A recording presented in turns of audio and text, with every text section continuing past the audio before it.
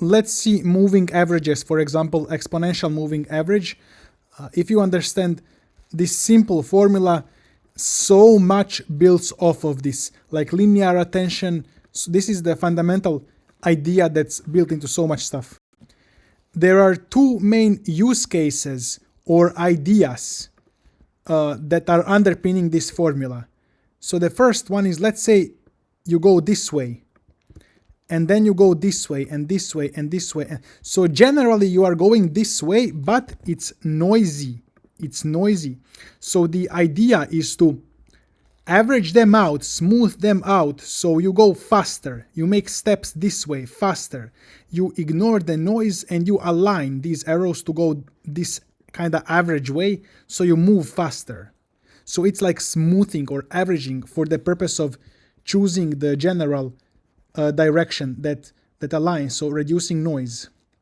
Hello guys, here I am. So it will be a lot simpler to understand when we just see what this is. So we have new value and we have previous values in a single number. So let's say previous value. So we just add previous value plus new value and we multiply both with some percentage. So let's say we say 0.3 times previous value plus 0.7 or 70% times new value, and this gives us the final value. This has averaging effect. It's taking the new value but also averaging a bunch of previous values into this number. As I said, it helps us reduce noise. So these random movements that are away from the average are mitigated. And then you want to determine how much you care about past. So you may keep 90% of the past, so it's mostly past, or you may just keep like 30% of the past values and 70% of the new values.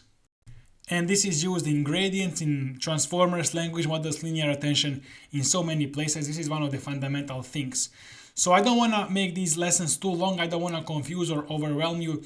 You can always copy lesson. If this is, and paste this into ChatGPT. If this is too difficult, too confusing, don't worry. You just need to learn these things in parallel, bunch of the lessons over a month or two. And whatever you understand right now, just try to understand like 3% better, 5% better, and don't get stuck. So see you in the next lesson.